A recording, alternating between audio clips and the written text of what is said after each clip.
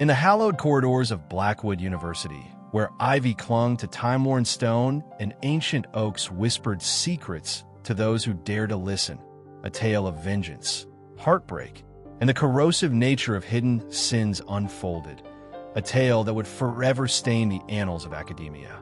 It was a story told in hushed tones over decades, a narrative of two souls bound by fate and marred by betrayal, where every shadow and every echo of footsteps in deserted hallways carried the weight of long-buried memories. Professor Adrian Ellery was once celebrated as the brilliant luminary of literature and philosophy. His lectures were symphonies of thought, drawing students into realms of transcendent ideas and poetic beauty. Yet behind his impeccable reputation and silver-tongued eloquence lay secrets that festered in the darkness. In his early years, before his ascension to academic renown, Adrian had been a man tormented by loss and betrayal, a man whose past was riddled with regret and unspoken guilt. Deep within him was a relentless hunger for retribution against those who had once betrayed him, a hunger that had quietly taken root in his soul, waiting for the opportune moment to rise. Among his students was a young woman of remarkable intellect and unyielding resolve, Isabel Marston. With fiery determination in her eyes and a past as turbulent as a storm-tossed sea, Isabel was the embodiment of both vulnerability and strength. The daughter of a once-respected academic who had been cast aside by the very institution he had served, Isabel harbored a simmering resentment towards the elite circles of academia.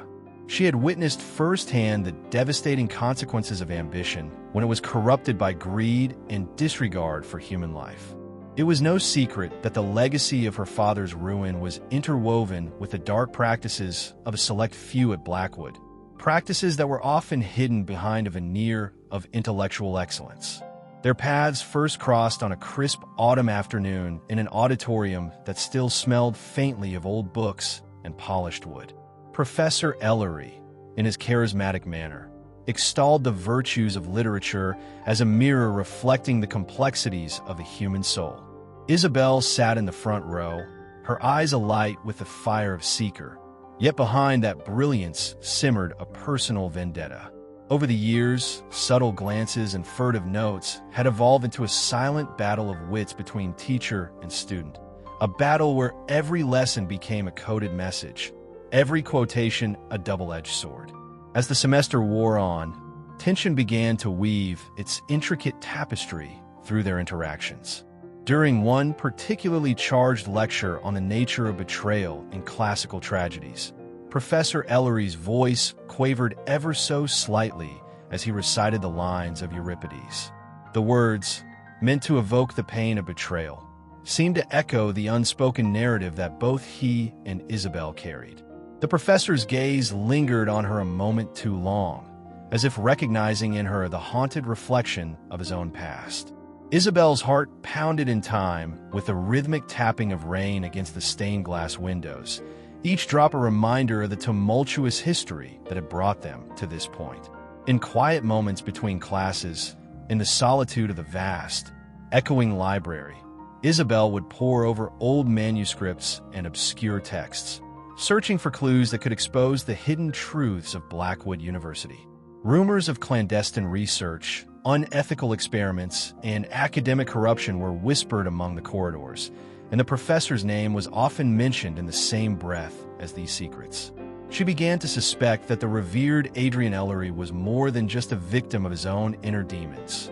He was, in fact, an active participant in a legacy of exploitation and moral decay. For Isabel, the desire for revenge was not merely about settling a personal score. It was about righting the systemic wrongs that had stolen her father's honor and left scars on countless lives.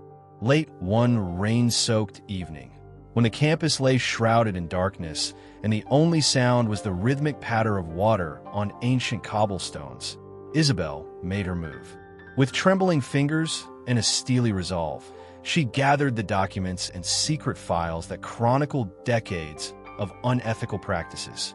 These files, hidden in dusty filing cabinets and encrypted digital archives, bore the unmistakable imprint of someone who had tried to cover up crimes too monstrous to confess.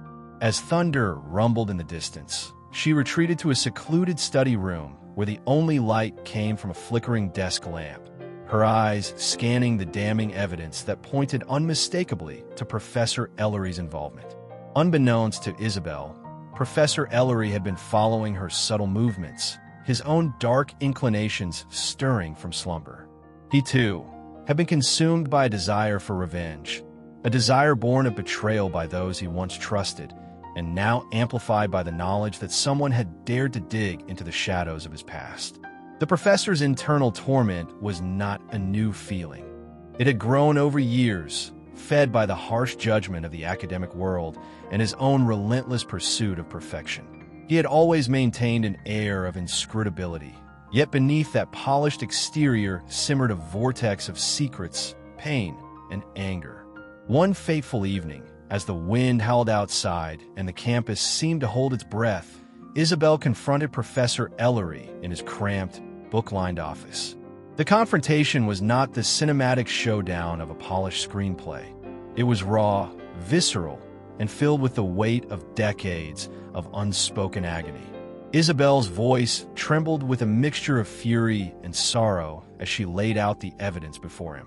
"You built your reputation on the suffering of others," she whispered, eyes glistening with unshed tears, "and you have stolen lives, including my father's."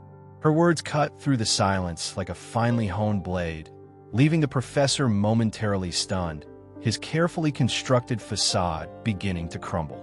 For a long moment, the only sound was the rhythmic tick of the ancient clock on the wall, counting the seconds until an inevitable reckoning.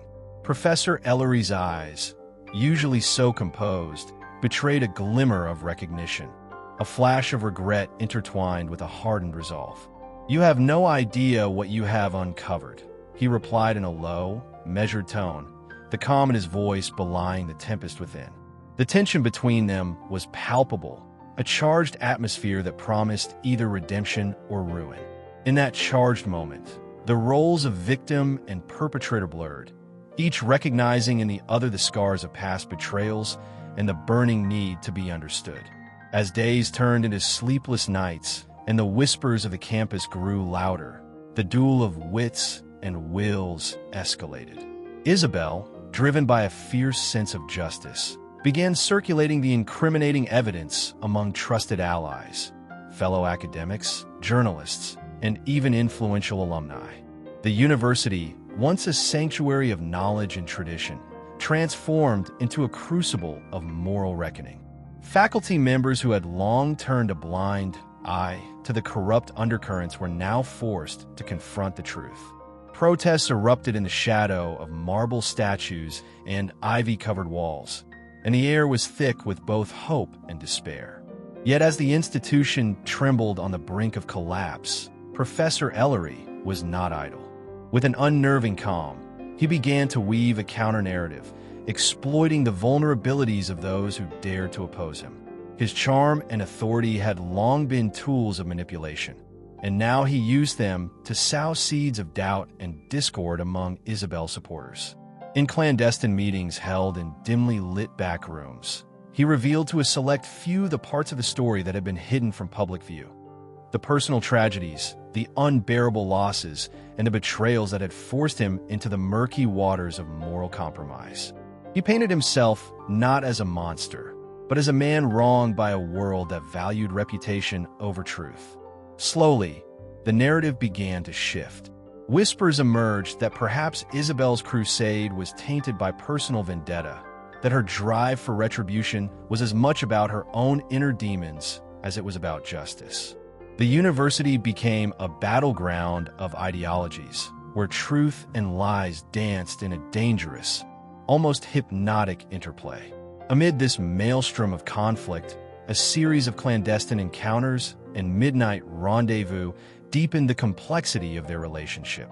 In a rare moment of vulnerability, Professor Ellery invited Isabel to a quiet cafe on the edge of the campus, a place where time seemed to pause and the outside world faded away. Over cups of bitter coffee and in the muted glow of streetlights, They began to share fragments of their pasts, stories of shattered dreams, profound loneliness, and the relentless pursuit of a better future. The conversation was tentative at first, as if both were testing the boundaries of forgiveness and understanding. Yet as the night wore on, the veneer of enmity softened, revealing raw wounds that had long festered beneath the surface. Isabel recalled how, as a child, she had idolized her father, a brilliant academic whose ideals had been eroded by the very system that now sought to condemn Professor Ellery. She spoke of nights spent poring over old family letters, searching for answers in a sea of lies. In turn, the professor revealed the haunting memories of a lost love, a woman whose gentle spirit had been crushed by the merciless demands of a society that prized achievement over compassion. For a fleeting moment, they saw each other not as adversaries, but as two wounded souls bound by an unyielding desire to reclaim their shattered dignity. It was a dangerous liaison, a delicate dance on a razor's edge where every word carried the potential to heal or to further wound. Yet, even as the seeds of empathy were sown, the underlying currents of vengeance could not be easily silenced. Both knew that the cost of forgiveness was a betrayal of their own truths. Isabel's alliance with the outraged faculty and impassioned media had reached a fever pitch, and every revelation brought her one step closer to dismantling the power structure that had once seemed impregnable. Meanwhile, Professor Ellery, determined to salvage his legacy and protect the remnants of his tarnished honor, began to orchestrate his own elaborate plan, a plan that would ensure that those who had betrayed him would pay a heavy price. His mind, honed by years of academic precision and personal loss, plotted each move with the cold calculation of a chess master. As the semester's end approached, the tension on campus reached a crescendo. A climactic university symposium was arranged, a grand event that was meant to serve as the final showdown between competing narratives. Under the glittering chandeliers of the Grand Hall, luminaries from across the academic world gathered to witness what was billed as a monumental debate on ethics, responsibility, and the true cost of ambition. In the center of the stage, with every eye fixed upon him, Professor Ellery took the podium. His voice resonated with a measured intensity as he recounted the story of his rise, his fall, and the sacrifices he had made in the pursuit of knowledge. Every word was carefully chosen, a mix of defiance and sorrow that left the audience spellbound. Yet, as he spoke, Isabel sat in the front row, her heart pounding like a drum in the quiet before a storm.